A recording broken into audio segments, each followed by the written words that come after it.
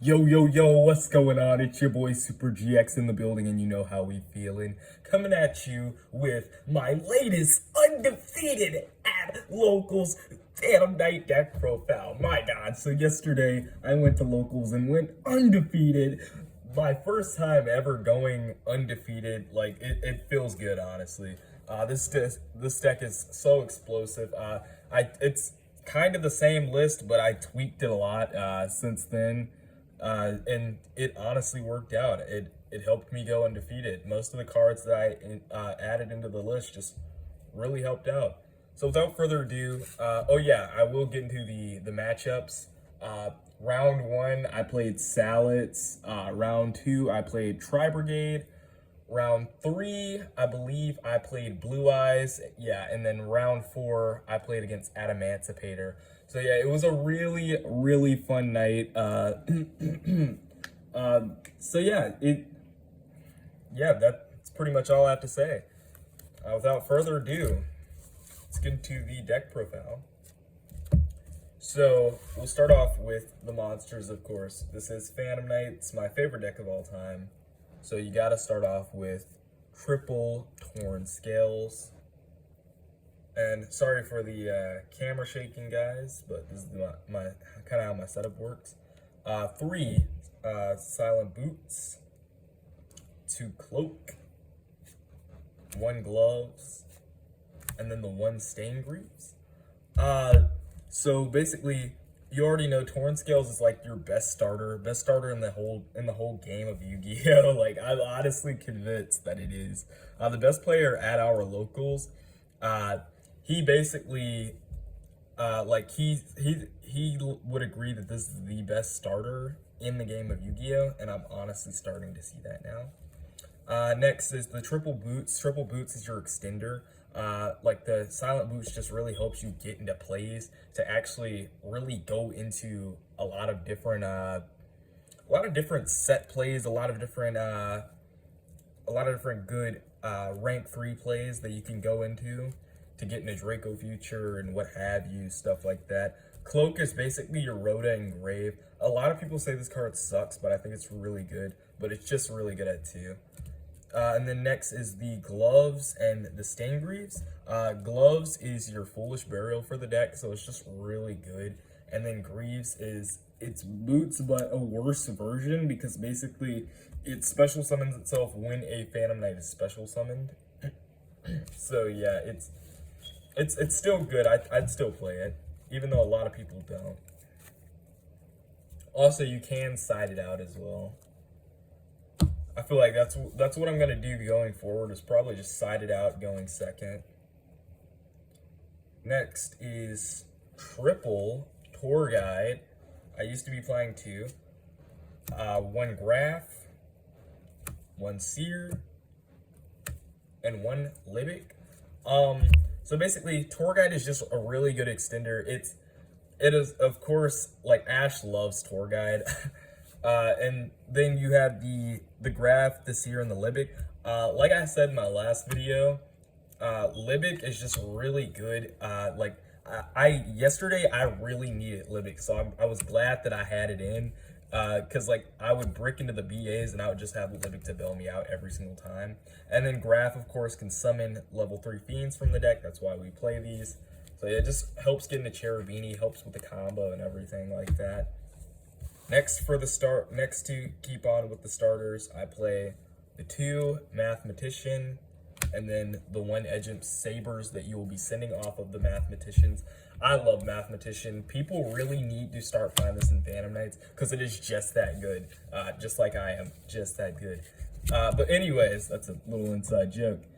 Basically, the Edgimp Sabers is really good because you can send it off the Mathematician, summon the Edgimp Sabers, and then it can put back, one of your BAs that you bricked, or it can put back one of your equips, because I still am playing the Assault now. So yeah, it is really good to just go into Cherubini and have that extra starter. That's it for starters packages. Now for the extenders. I play not 1, not 2, but 3 Kagebuchi Knight. My tournament stores, I looked into their binder and happened to find a third Kagemucha Knight. So I'm just so happy. I chain blocked Ashes all day long the other day. My God, it was so funny. But yeah, Kage is absolutely crazy. I love it at 3. But yeah, this deck is a 52 card deck, by the way, not 40 anymore. We're going full rain. Then I play 2 junk forward. I play the Isolde line, so I feel like 2 is a pretty good number. It's just basically to really give you more plays. Just in case you have to just go into Isolde, it's good for that as well. And it's also a level 3 and an extender. Next is 2 Gilosaurus, because I still do not have the Danger Tsuchinoko and the Danger Jackalope. But Gilosaurus is good, just not really good in the grind game.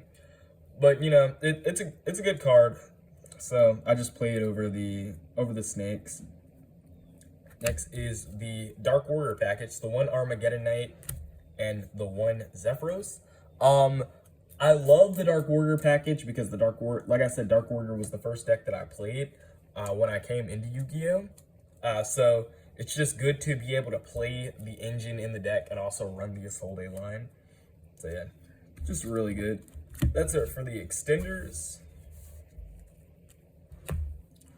Next, for the hero package. Yes, I still run the hero package. 1 Stratos and 1 Plasma.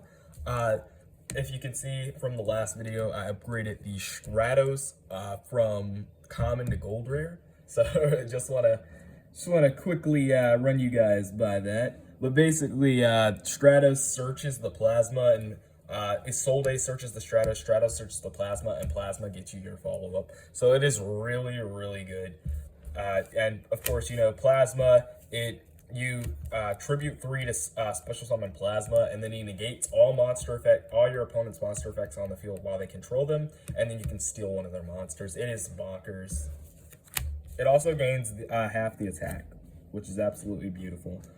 That is it for just like major monsters. For hand traps, I run 3 Ash, 2 Ghost Spell, and 2 Valor.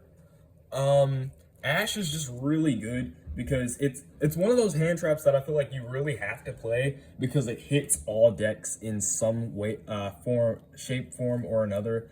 Ghost Bell, Ghost Bell is really good because it also hits a ton of decks in the format. Shout out to Jace, because I found out that Ghost Bell does nothing against Tri-Brigade, however, but I was able to scythe them out against my Tri-Brigade opponent and put in Lancias anyways, so it really didn't matter. And then Effect Valors, because they're cheaper Imperm, and I don't own any Imperms. So yeah, and that is it for the monsters. Now for the spells. For the equipped spells for Isolde, I run 1 Phoenix Blade, 1 Moon Mirror Shield, 1 DDR, 1 Unite We Stand, 1 Noble Arms Arf, and basically the reason I chose these 5 is they all do a really, really good thing. Like they're all really good. Phoenix Blade is good because you can banish 2 warriors from the graveyard and you just get it back to your hand, which is it comes in clutch. Moon Mirror Shield, also you use any one of these can be used in the main combo, but you're mostly going to be using your Divine Sword. It depends on what you draw most of the time. But basically, Moon Mirror Shield's really good. You basically just win the battle phase. It allows you to beat over any monster while also having 100 attack over that monster, which is really good. DDR, Different Dimension Reincarnation, is so good. Basically can get back your banished monsters and allow you to keep on extending. It's just so good. United We Stand allows you to gain 800 attack and defense for each face-up monster you control. Equipping this to Apollosa is just gas. Like, it's so funny. It is such a good combo. And then United We Stand, you get to pop back row. So it's just a good thing you can run in the main for popping. That's it for the equips. Now for the other spells, I run to Dark Ruler No More. Dark Ruler No More is really good. I wasn't planning this at first, but I was like, I just have to, like, literally 2 hours before the tournament, I was like, I have to put this back in. Like, it is just that good. I still think you should main this, especially if you don't have droplets. Most people that don't have droplets just end up cutting this anyways, because they're like, oh, you know, I want to kill the opponent. But no, if killing the opponent doesn't matter if you're going second and you can't get through their negates. So like this just, especially in a format like this where like people putting up monsters that can negate things is really like the big deal right now. You definitely want to have Dark Rulers on hand to be able to negate their monster effects. So it's just really good for that. And then next for the one-ofs, I play one Rhoda, one Magic Force, one Foolish Burial, and one Called by the Grave. Rhoda's really good. Searches any warrior level 4 or lower. It's just busted. And then the rank up Magic Force is just great. You need this for your full combo to go into Requiem, which I also play. And then Foolish Burial sends any monster from your deck to the graveyard. It's just gas. This with any of your starters and extenders is just full combo either way. And then Called by the Grave is just, it's that sacky one-up that allows you to avoid hand traps. But Kagemucha basically is another call by. So you are essentially playing 4 call bys in the deck. It is absolutely obnoxious, but I love it so much. So yeah, like this deck, it does not care about hand traps. I played through like 4 hand traps each match. Like it was that nutty. But yeah, anyways, that's it for the spells. For the traps, I run 3 Fogblade and then the 1 Shade Brigadine. Fogblade's really good because it's basically Fiendish Chain, but searchable. And it's also your Monster Reborn for the deck, which is absolutely beautiful. And then Shade Brigadine, that extra extender. Sometimes you need that extra extender to go into a Soul Day, most importantly. And sometimes you just need that extra extender anyways, like if you get ashed or stuff like that, like if your combo gets stopped. And that is it for the main deck. Moving on to the extra deck, which it's literally the same as the other video, but I'll show it off anyways because it's the profile. For the Link 4s, 1 Borrelsword Dragon and 1 Apollousa. So let me just tell you, I honestly didn't know how busted, and shout out to my friend Ellis, I didn't know how busted Apollousa was until it's used against you. Like, I thought people were capping when I would throw an Apollousa on the board and they just couldn't get through it. I thought they just weren't looking deep enough, but my God, Apollousa is strong. Against both games with my friend Ellis, which he was the Adamantipator player that I played in the last round, he put up Apollousa both games, and it took my entire hand just to get rid of it. That is how good Apollousa is. Luckily, decks luckily decks that can control the format, decks that can control the decks of the format, like Phantom Knights and Striker, luckily they can deal with an Apollousa on the board. And mind you, it was a 4 negate Apollousa at that. Luckily, Phantom Knights, they also have that control style to them that allows them to deal with certain threats. So luckily I was able to get rid of the Apollousa, but it took my entire hand. It was extremely grindy. So yeah, this card is just good. Like, I honestly thought people were capping when they said they couldn't get through this when I would put it up, but it's just that good. Now that's it for the Link 4s. Now for the Link 3s, I run 1 Bardiche and 1 Nightmare Unicorn. Bardiche is just gas. Like, I also, by the way, I also rarity bumped this to a Gold Ultra. If you can't tell already, so beautiful. Anyways, just because, like, this is best boy. Anyways, Bardiche is really good. If this gets banned, I think the deck is just gonna die. Honestly, you could play it. You could still play the deck, but I think it's just dead at that point. So hopefully they won't ban Bardiche again. But anyways, this gets you all your combo plays. It sends off the Phantom Knights and sets the traps.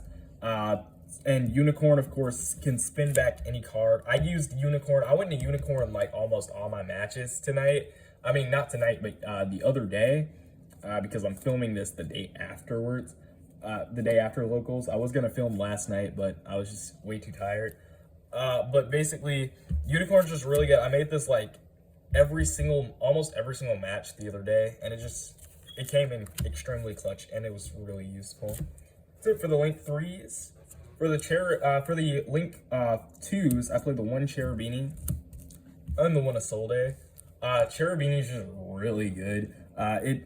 That's why you play so many level 3s, because you can just turbo into a Cherubini and get all your combo plays with your BA monsters going, and it's just straight gas, honestly. And then Isolde, because you play the Dark Warrior package, you gotta play Isolde. It's just so good. Like, if this dies, the deck still goes, because the deck still plays, because like this card's not needed. But at the same time, I just like playing Isolde because it's just honestly gas. Like, I love Isolde so much. It helps you get into your easy Apo plays and everything. It's great. That is it for the Links. For the Xyz monsters, I play one Zeus. Zeus is just so good. I think I made this probably like once. I can't remember if I made it or not the other day, but if I did, I probably made it like one time. But it hardly ever comes up, but when it does, it is just straight heat. Being able to send every other card from the field to the grave is just so underrated. It is so good. Next for and it's also getting a reprint in the Megatons, so other people will be able to play it as well. But basically, moving on, I play the one Requiem and the one Rebellion. I love this package so much. I'll probably never stop playing this package. It is so good. Requiem getting 3 negates, not once per turn, not once per turn. Absolutely bonkers. And then you need the Rebellion, obviously, to go into the Requiem.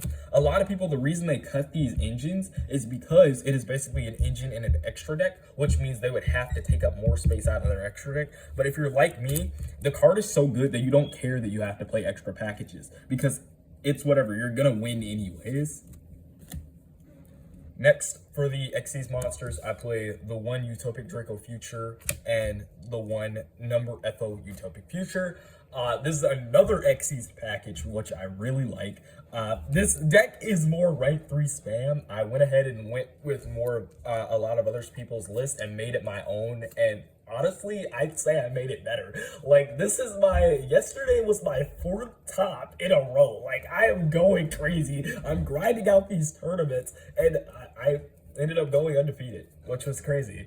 But basically, Utopic Future is good because it's another negate. It's basically, like I said in the last video, A2 Towers, being able to allow you to also steal your opponent's monster. I will always say this is basically the Xyz monsters version of Dragoon, and it is just absolutely insane. And then, of course, the Utopic Future. This is the card that got Trident banned.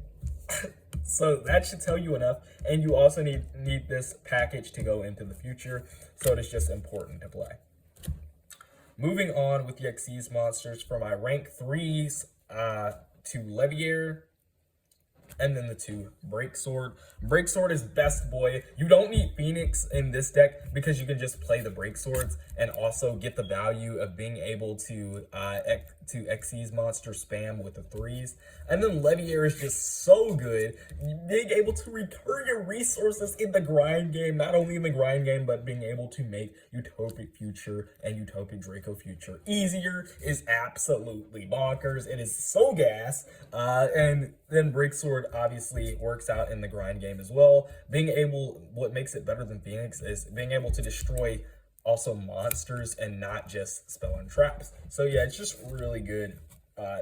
Really good cards for the grind game. Even though most of my games the other day were just straight up blowouts. Like, I didn't really struggle with many. Like, I didn't really struggle with many decks the other day. Like, it was kind of just all a blowout. Like, this deck is nuts. Like, I obviously know this deck is nuts, but like this variant is insane. That is it for the extra deck. Moving on to the side deck. I run 2 Droll, 2 Lancia, 1 Nib,